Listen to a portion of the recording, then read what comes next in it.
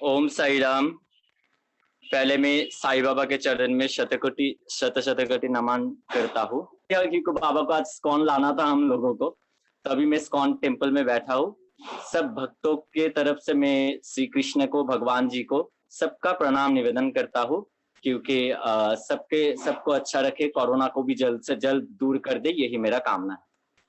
पहले की जो वीडियो हुआ था दीदी के साथ मेरा, मैंने देखा उसमें बहुत लोगों ने बहुत अच्छा अच्छा कमेंट किया, मुझे बहुत अच्छा लगा। जो बाबा को प्यार करता है ना, तब लगता है वो प्यार मेरे हिस्से का है, वो प्यार मुझे ही मिल रहा है। इसलिए और भी प्यार बढ़ता जाए, बढ़ता जाए, बढ़ता जाए, हर घर घर घर घर में साई साई साई साई साई साई होता रहे। और सबसे बड़ी बात, जब दीदी और मेरा भेंट हुआ था, ये इस्कॉन टेम्पल में ही पहली बार भेंट हुआ था, और बाबा का सारा गल्प यहाँ पर ही हुआ था, इसलिए शायद बाबा ने दोबारा ले आया। तो आज मैं मेरा कुछ और अनुभूति शेयर करने वाला हूँ। तो उस दिन छोटा छोटा बहुत कुछ मतलब बोलते बोलते रोना आ जाता है, तो कुछ कुछ चीज सर से उड़ भी जाता है। और मतलब पग पग में तो बाबा का दर्शन मिलता ही रहता है, हमेशा मिलता ही रहता है। तो मैं एक बात बताना चाहता हूँ सबको, सब साईं भक्त को, कि बाबा ना, अगर मैं कुछ ज्यादा बोल दूं तो सबसे क्षमा भी मांगता हूँ। बाबा ना तुरंत आके हाथ पकड़ता नहीं है, कभी कभी छोड़ देता है। जैसे मतलब मेरा ये अनुभूति है, जैसे माता पिता जो बच्चे को थोड़ा छोड़ देता है ना, देखता हूँ ये कहाँ पे जाके अटकता है, कितना दूर खुद चल सकता है, उसके बाद तो मुझे हाथ पकड़ना ही है, क्योंकि बच्चा मेरा है। बाबा भी कुछ ऐसा ही है।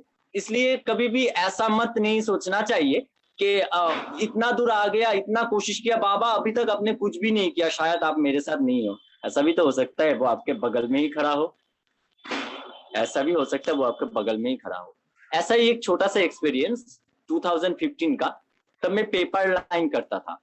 मतलब वो घर घर में पेपर देता है ना, वो पेपर का लाइन करता था। मतलब मेरा एक बचपन से ही शौक था कि मेरा जो पॉकेट मनी है वो मैं खुद इनकम करूंगा। ऐसा था कि मम्मी से थोड़ा थोड़ा लूंगा, लेकिन जितना हो सके खुद करूंगा।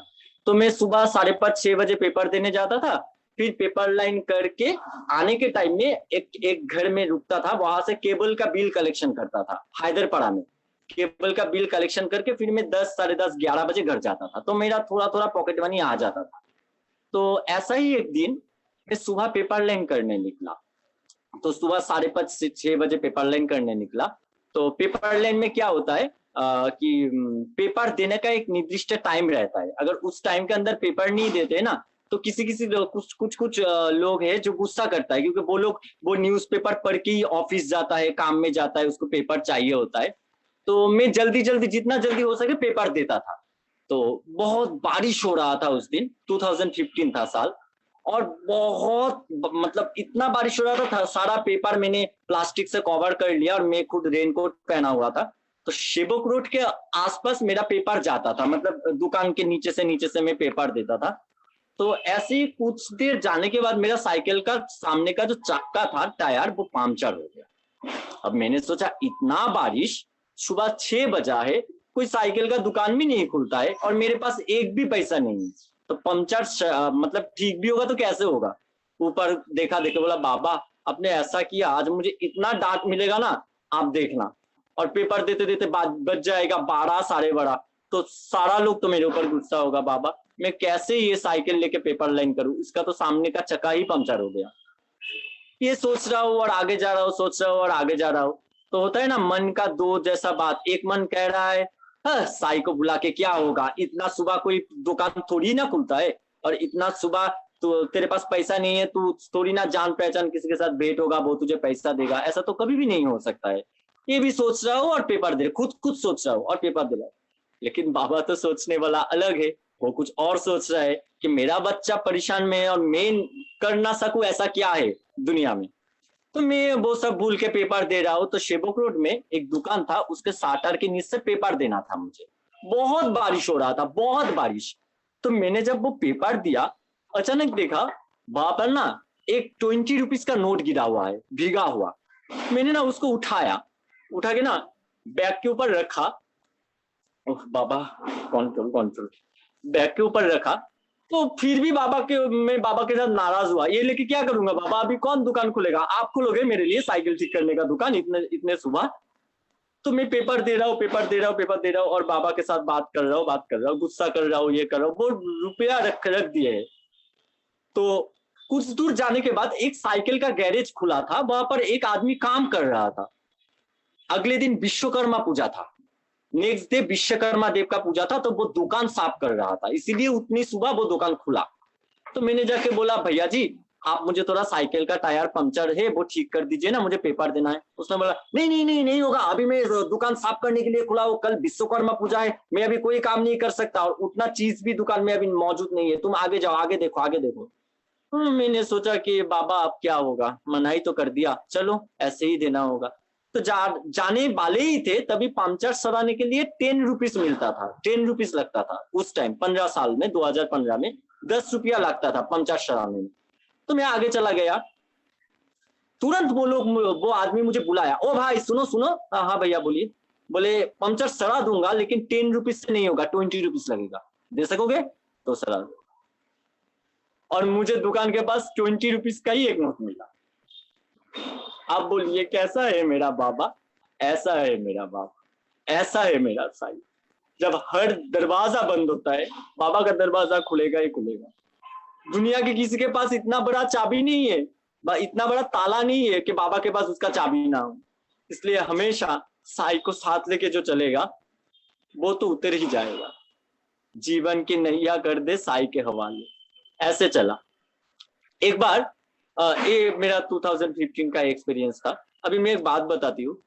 कुछ दिन पहले मुझे दीदी ने एक बात बोला, विनीता दीदी ने, कि भाई भाई वो तो मुझे एकदम छोटे भाई की तरह प्यार करता है। तो उसने बोला भाई, सबका भाव अलग अलग होता है, कोई साई के जरिए उस ईश्वर को मानता है, कोई राम के जरिए मानता है, कोई हनुमान जी के जरिए मानता है, कोई शिवम के जरिए मानता है, लेकिन मैसेज सबको एक देना चाहिए कि भगवान है, एक शक्ति हमें चला रही है। तो मेरा जो मार्बल का सिंहासन है वो सफेद कलर का है, व्हाइट है। तो मैंने बाबा को वहां पर बैठाया। तो सफेद चीज में क्या होता है, कोई मूर्ति या स्टैचू बिठाने के बाद पीछे एक, मतलब उसको क्या बोलता है हिंदी में, छाया, बंगाली में बोलता है छाया, मतलब एक शेडो जैसा गिरता है पीछे। तो बाबा को भी बिठाने के बाद पीछे एक शेडो गिरता है।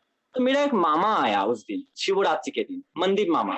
उसने आके बोला भाई ये ठीक नहीं है, तुम साईं बाबा को मानते हो ठीक है, वो संत थे, जैसे लोकनाथ बाबा संत थे, वो भी संत थे, लेकिन शिव जी तो भगवान है। तुम शिव जी को जाके ये दूध मंदिर में जाके चढ़ाओ, तुम बाबा के सर में क्यों डालने लगे? साईं बाबा को ओम नमः शिवाय बोल के, ये तुमने ठीक नहीं किया। मैंने बोला मैंने ठीक नहीं किया बाबा, लेकिन मेरे लिए तो आप ही शिव हो, आप ही शिवा हो। दीदी ऐसा कुछ हुआ, मतलब बाबा को बिठाने के बाद, बिठा तो बाबा हुआ, बाबा ही है सिंहासन में, लेकिन पीछे का जो छाया है, वो जो शैडो है, उसमें बाबा का मूर्ति का शैडो नहीं था। उसमें लग रहा था वो शैडो एक शिवलिंग है, जो उसके ऊपर पंचनाग ऐसे छाया हुआ है। वो जो छाया है, मतलब स्टैचू बिठाया हुआ है, लेकिन पीछे जो छाया है बाबा का छाया नहीं था, वो लग रहा था कि एक शिवलिंग है और पीछे से एक नाग ऐसे उठा हुआ है। तो मैंने तुरंत तुरंत मंदिर मामा को बुलाया, मामा देखिए देखिए देखिए ये क्या हो रहा है। तो मामा बीच बगल वाले घर से आए, तो आके देखा कि मूर्ति तो साईनाथ का है, लेकिन पीछे जो छाया है वो एकदम एक शिवलिंग के जैसा लग रहा है और एक नाग जैसा छाया हुआ है। लेकिन जब मम्मी को बुलाया, उस टाइम के अंदर अंदर कुछ भी नहीं है, फिर से बाबा का शैडो बन गया। मतलब बाबा ने दिखा दिया कि अगर तुम मन से मेरे ऊपर कुछ भी बोल के कुछ भी अर्पण करो, मैं उसे उस तक पहुंचा देता हूँ, पहुंचा देता हूँ। ऐसा है मेरा साईं, ऐसा है मेरा बाबा। और छोटा छोटा बहुत एक्सपीरियंस है, बहुत। आज तो मैंने पहले भी आप लोगों को बताया कि मेरी मम्मी आज जीवित थे, तो एकमात्र साई के लिए जीवित थे, एकमात्र। मुझे ऐसा लग रहा था जब मेरे मम्मी के साथ ही बांध के सुआ, मुझे ऐसा लग रहा था कि हर वक्त, हर हली, मतलब हर घड़ी, हर हाल में बाबा मेरा हाथ पकड़ा हुआ है। कहां से मेरा पावर आ रहा था, मतलब मुझे ऐसा लग रहा था कि मेरे साथ तो साई है, मैं क्यों डरूं, मैं क्यों डरूं, बाबा मेरे साथ है, बाबा मेरे साथ है।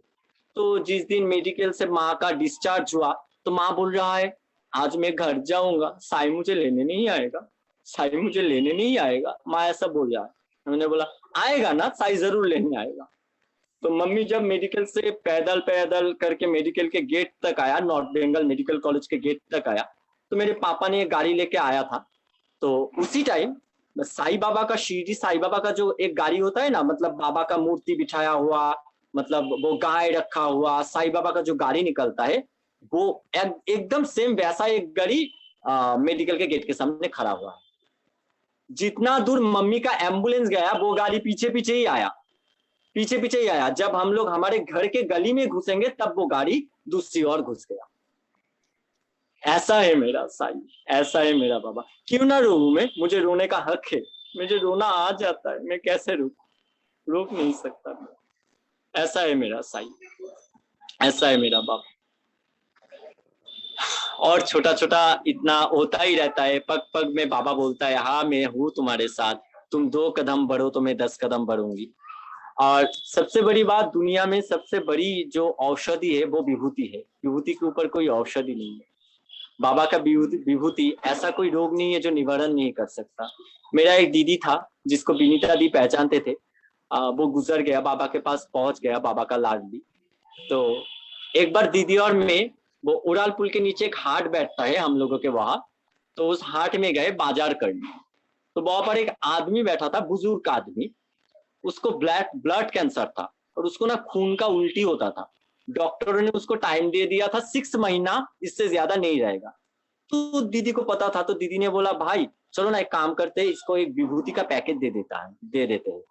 तो दीदी ने बोला, कुछ दिन का ही तो मेहमान है, बाबा का विभूति थोड़ा खा लेगा तो अच्छा होगा। तो जाके विभूति दिया, तो उसने बोला, ये क्या है, ये खा के मुझे क्या होगा, मैं तो और ज्यादा दिन जिंदा ही नहीं रहूंगा। तो ये सुन के मुझे बहुत बुरा लगा कि एक ऐसा हुआ, बाबा आप ठीक कर दो। तो विभूति दे के आए, हम भूल भी गए। तो 1-1.5 महीना बाद हम लोगों ने फिर वहां पर गया, मतलब बाजार मार्केटिंग करने। तो दीदी फूल का माला खरीद रहा था बाबा के लिए। वो आदमी कहाँ से दौड़ के आया, आके ना दीदी का पाँव पकड़ लिया। बोला, उस दिन तुमने मुझे वो क्या दिया था, फिर से दो, फिर से दो। तो दीदी ने बोला, क्या दिया था? बोला, जो विभूति दिया था वो फिर से दो। तो बोले, क्यों, क्या हुआ? बोले, उसे देने के बाद और उसे पानी में खाने के बाद मेरे मुंह से अभी ब्लड नहीं निकलता है, मैं कुआं से खुद पानी निकालता हूँ, अभी भी मैं ठीक हूँ, मैं स्ट्रांग हूँ, मैं खाता हूँ खुद। डॉक्टर का बात भूल निकल गया, वो क्या दिया था तुम्हें? ऐसा है मेरे साईं का विभूति, ऐसा है मेरा बाबा का विभूति। कौन बोलता है बाबा का विभूति काम नहीं करता? बहुत काम करता है बाबा का। बाबा का उद्देश्य से ऊपर और कुछ नहीं है, और कुछ शक्ति नहीं है।